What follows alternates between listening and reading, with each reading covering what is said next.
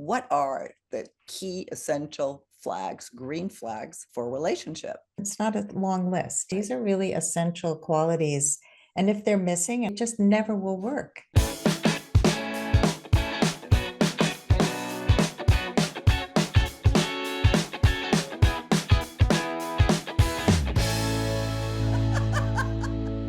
Thank you so much for joining us again on Second Act TV. Once again, I'm so happy to welcome back Sandy Weiner, the dating coach, relationship expert, communication expert, all of which she covers in her book, Choice Points in Dating. Sandy, thanks so much for being here again.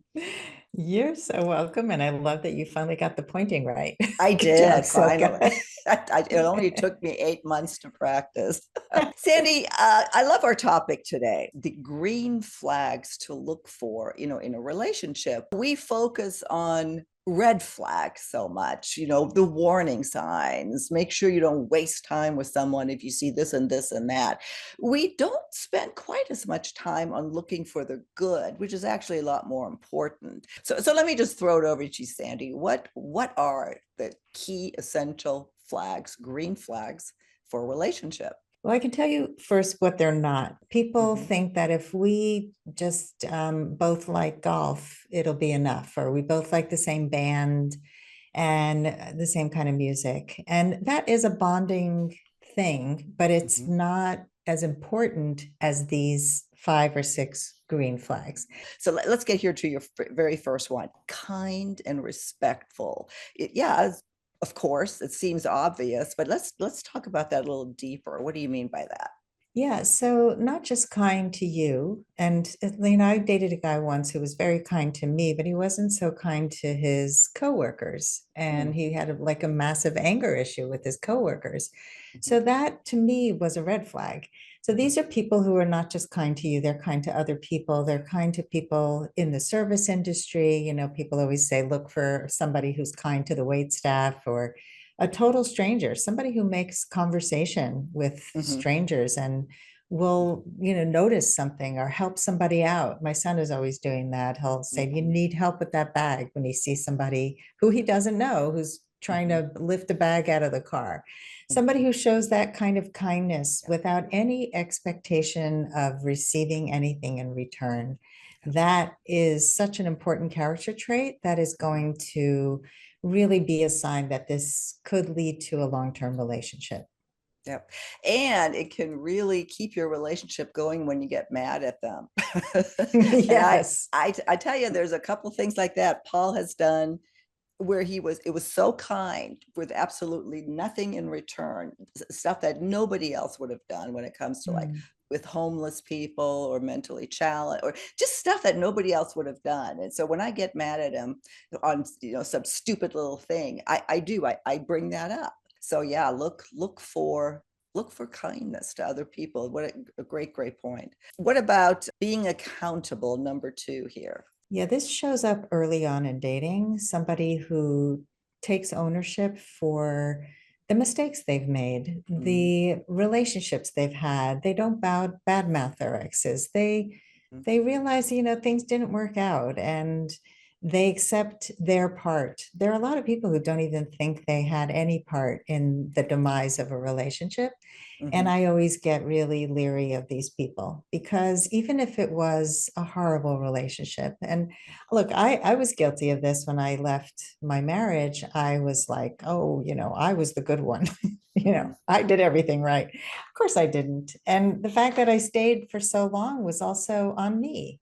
And so Mhm. even just saying, I didn't think there was anything better out there, or I didn't Mhm. know that this was a massive red flag and I should have walked away early on.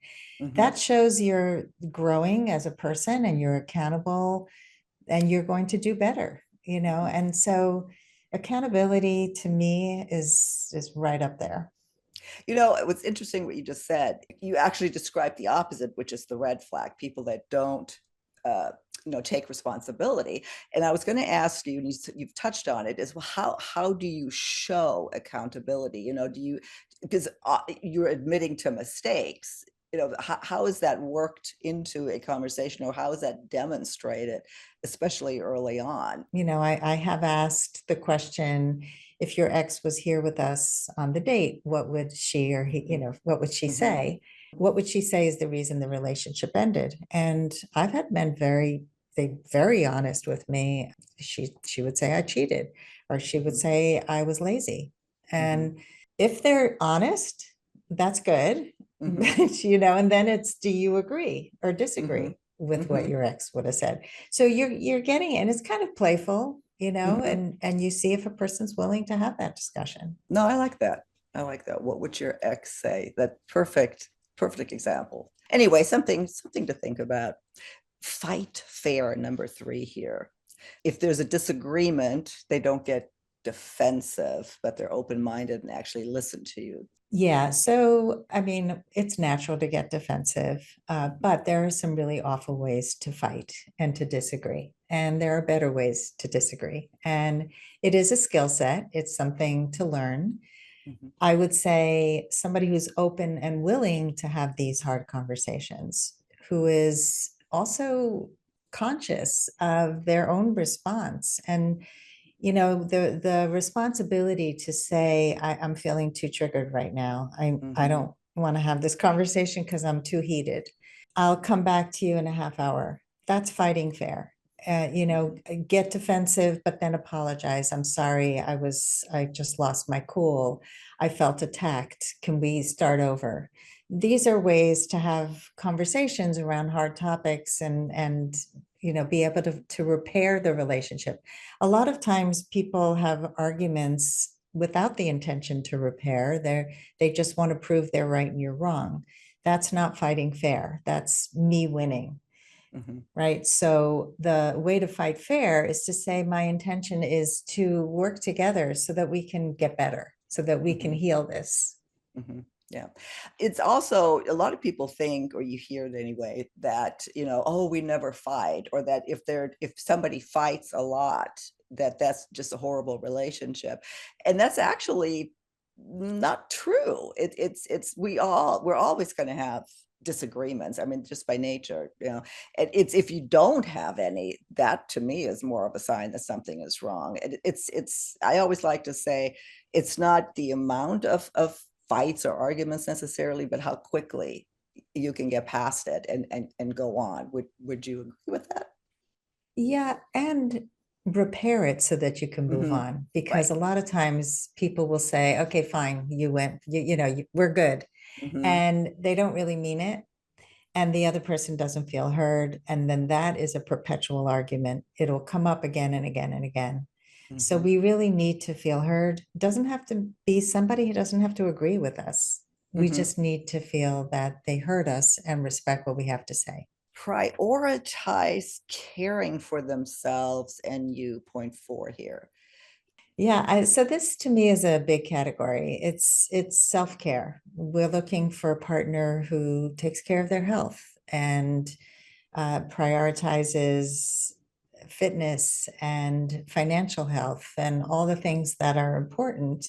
But they also want you to do that. We Mm-hmm. support each other in caring for ourselves.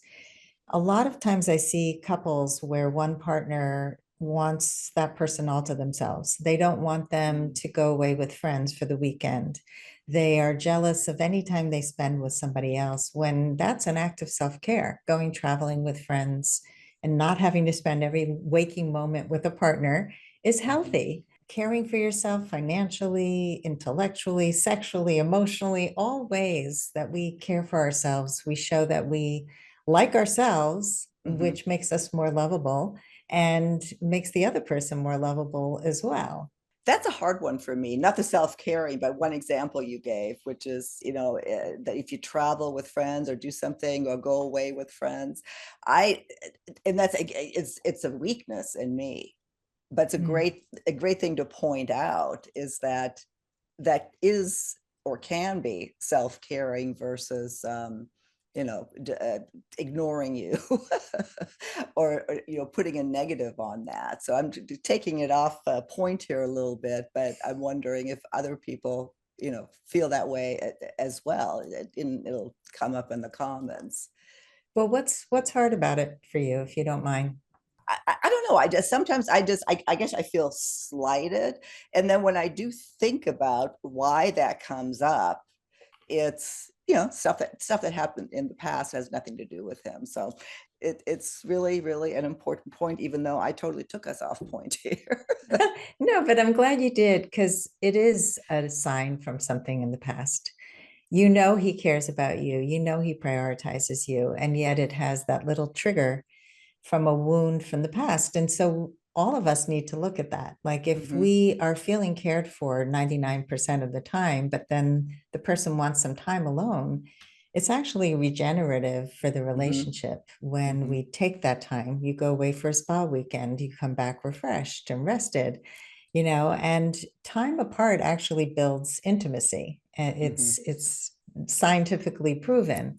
And so that's also important. And I think the Hmm. more we can just work on our own triggers, whoever here is triggered and hears this, Yeah. that, maybe that got in the way of a relationship in the past where you were jealous and it wasn't founded. Hmm. No, absolutely. Absolutely. Well, interesting to see if that came up for anybody else, or if Mhm. I'm just if I'm the only one. I doubt you're the only one. Words and actions align, number 5 here. That's one of my key things. I actually have that on my dating profile. What I'm looking for, that the one thing that I really, really value in someone is do what you say you're going to do. Yeah. Otherwise, you're sitting there anxious, waiting for them to do what they say they're going to do. If you don't follow through, you have no trust and there's no Hmm. safety. Hmm. And this goes for everything. I'm going to pick up that thing for you. I'm going to ask you out on a date. I mean, so many people, this is one of the biggest questions. It's like that person said they wanted to go out with me on Tuesday, but I never heard back. Hmm. And I don't know if they ghosted me or not. And then they're like sitting there with Yeah. anxiety. That should not be an anxious thing. If you confirm the date, you put it on your calendar, and then maybe ask that person to text you that morning so that you have confirmation. But the Hmm. person who says they're going to call you, and 3 hours after they're supposed to call you, they call you with Hmm. no apology, that's a really big red flag. And even what they do with other people, or in stories they tell, or you can quickly assess that. Do they mean what they say? Because it's Yeah. easy to throw stuff out, promise something that you actually have no intention of doing, or it's just an easy thing to throw out there. One more, Sandy, that I really found to be important, and it always comes back to me when we talk about green flags or essentials for a relationship, is that I really like this person. That it's not love. I mean, love, that's a given in this conversation anyway, but I genuinely like you. I want to be around you. We want to be around each other, that we genuinely enjoy each other's company, and that we trigger that sort of feeling versus anxiety and overwhelm. What do you think? Absolutely. I mean, people say you should find your best friend. You want to have things in common because you're going to be spending time with them, especially Hmm. when you meet somebody later in life.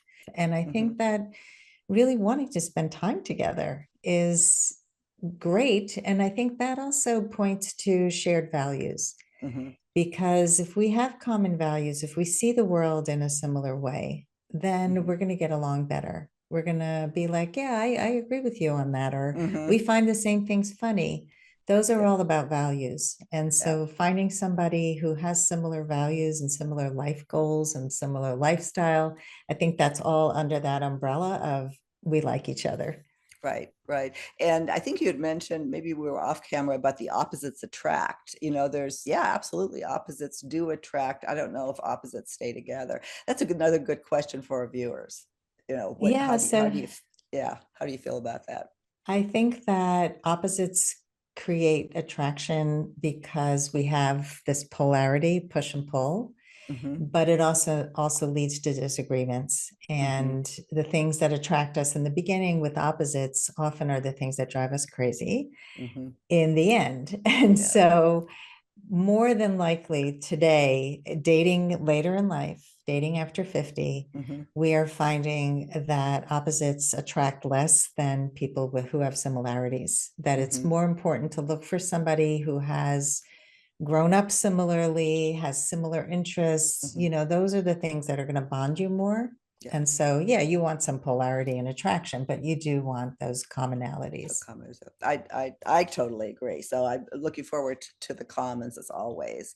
Sandy, we're coming to the end here. Anything else you want to add on this topic? Yeah, we're not looking for perfect. We're looking Mhm, for somebody who has some flexibility, a growth mindset, somebody who's mhm, willing to grow with us. mhm, And I find, if there are just a few of these, and it's not a long list, mhm. these Right. are really essential qualities. And if they're missing, and I've seen relationships where there were common interests and they were comfortable with each other, but Mhm. they were missing really important things, and Right. it just never will work. Mhm, It's that one thing. I was talking to somebody this week who is in a long-term relationship and they can't have hard conversations because he mhm, avoids them. mhm, And that's huge. If mhm, you can't talk about the things that are going on, that I don't feel safe, and that's mhm, safety, that mhm. where's this relationship going to go? Right. Well, Sandy, as always, I'll link to all of your information. I think you have a few new things coming up. I do. I have a new program. It's called Love Mastery. It's for women only. Sorry, guys. And it's an alternative to one-on-one coaching. It's small group coaching. I used to Oh, do this program over 6 months, and now I'm doing it over 3 months. It's starting September 9th, and it'll be a weekly program that'll take you through the whole everything I do with private clients, from your mindset and all your patterns, and really diving deeply into why you might be single and how to find love both online and offline. It's a jam-packed program, and I'm only taking a small number of people, so there will be a link, and whoever's interested can check it out. well, that's a great opportunity to coach with Sandy versus the one-on-one. And like Sandy said, all the links are in the show notes below. Do check it out. I will also link to your website and to your book, Choice Points in Dating. And Sandy, I look forward to having you back again soon on Second Act TV.